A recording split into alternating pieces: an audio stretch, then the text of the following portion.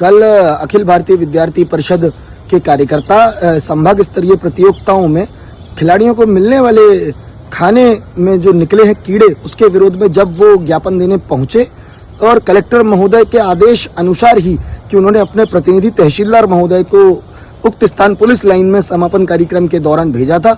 उस दौरान जब विद्यार्थी परिषद के कार्यकर्ता शांतिपूर्ण तरीके से ज्ञापन देने का प्रयास कर रहे थे, तब वहां पे मौजूद सूबेदार उत्तम सिंह के निर्देश पर क्विक रिस्पांस टीम का वहां जवाबड़ा हुआ और आरआई कनक सिंह चौहान के आने के बाद वहां पर जानबूझकर एक सामान्य छात्रों पर, विद्यार्थी परिषद के कार्यकर्ताओं पर लाठीचार्ज हुआ।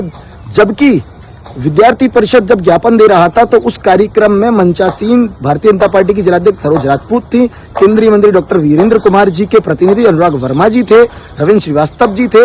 इसके साथ ही विद्यार्थी परिषद के कार्यकर्ताओं पर तो लाठीचार्ज किया ही गया, साथ में डॉक्टर वीरेंद्र कुमार जी के प्रतिनिधि अनुराग वर्मा जी के साथ भी धक्का मुक्की हुई और विद्यार्थी परिषद के विद्यार्थी विस्तारक संगठन मंत्री हृदय कौशिक के साथ भी कोतवाली टीआई ने और आरआई ने बदतमीजी की और इनको खदेड़ने का काम किया।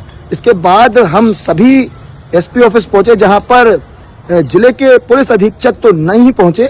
इस संवेदनहीनता के कारण हमने एडिशनल एसपी से भी बात करी और जिले के आला अधिकारियों से बात करी और अपना विरोध दर्ज कराया कि जो लोग भी कसूरवार हैं उन पे एफआईआर कराई जानी चाहिए, उनको तत्काल प्रभाव से निलंबित कराना चाहिए। लेकिन जब तक 2 घंटे के संघर्ष के बाद भी विद्यार्थी परिषद की कोई सुनवाई नहीं हुई, तो विद्यार्थी परिषद के कार्यकर्ताओं ने, आम जनमानस ने मिलकर अस्पताल चौराहे पर हम वहां पे धरना दिया और हमने ये मांग करी कि जब तक दोषी अधिकारियों पर कार्रवाई नहीं होती है तब तक हम अपना धरना देते रहेंगे। इसके साथ ही हमें आखिरी में कलेक्टर के द्वारा ये आश्वासन दिया गया कि जो उत्तम सिंह और कनक सिंह हैं उनको सागर आईजी लाइन हाजिर तत्काल प्रभाव से किया है और जो भी दोषी अधिकारी हैं उनकी जांच के लिए आज डीआईजी टीकमगढ़ आए और डीआईजी के सामने भी हमने एसपी की संवेदनहीनता के कारण जो स्थिति निर्मित हुई, जो सामान्य छात्रों पर लाठीचार्ज हुआ, जो जनप्रतिनिधियों के साथ गलत और अभद्र व्यवहार किया गया, हमने डीआईजी के सामने अपनी मांग रखी है कि जिले से इस कारण एसपी को भी हटाया जाए, कोतवाली टीआई उपेंद्र छारी को भी हटाया जाए और इस पूरे मामले में चाहे वह शिक्षा विभाग के अधिकारी हों जिन्होंने विद्यार्थियों को के भोजन में कीड़े परोसे हैं, चाहे वह डीएसओ हो, इन सब पे भी कार्रवाई की जाए, ये हमारी मांग है। और जब तक ये मांग पूरी नहीं होती है, विद्यार्थी परिषद पूरे महाकौशल प्रांत के अंदर उग्र आंदोलन और प्रदर्शन करेगी।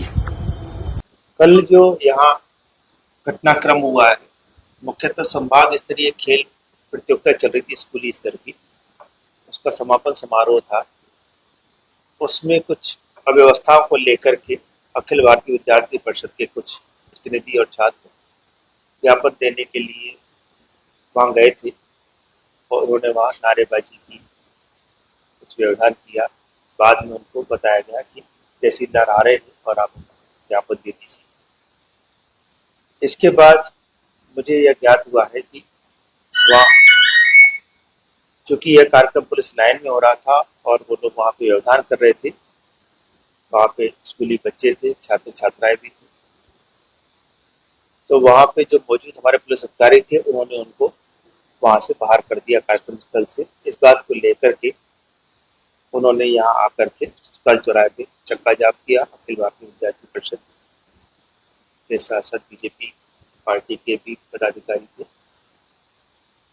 अब उनकी मांग ये है कि इसमें जो पुलिस ने कार्रवाई की है उसमें जो दोषी अधिकारी उनके खिलाफ कार्रवाई की जाए। तो मैं यहाँ आज आया हूँ, अभी मैंने उनकी बात सुन ली है, अखिल भारतीय विद्यार्थी परिषद पक्ष की। दूसरे पक्षों की बात भी मैं पूरी सुनूंगा, नोट करूंगा। उसके बाद अपनी जांच पूरी करके मैं पुलिस महानिरीक्षक सागर जोन को अपनी रिपोर्ट भेज दूंगा। उसके बाद जो भी वरिष्ठ स्तर पर निर्णय होगा वो आपको पता चलेगा। सर, विद्यार्थी परिषद का कहना था कि वो परमिशन लेके कैंपस के अंदर गए थे ज्ञापन देने के लिए, बात की थी जथीदार वो वहाँ ज्ञापन लेने के लिए गया था।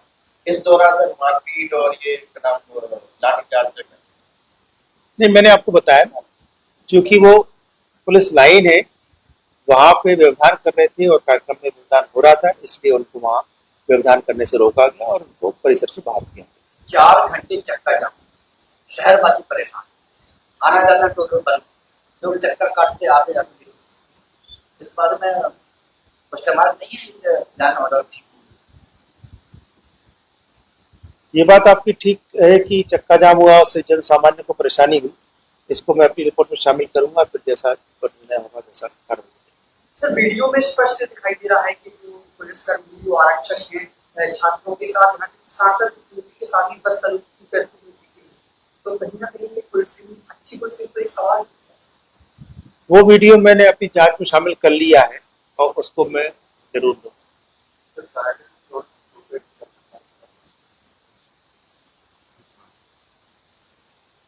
जब वो अस्पताल चौराहे 100 मीटर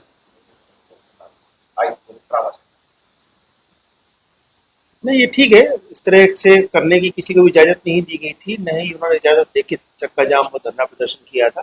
इस पे जो भी आगे निर्णय होगा वैसे करेंगे।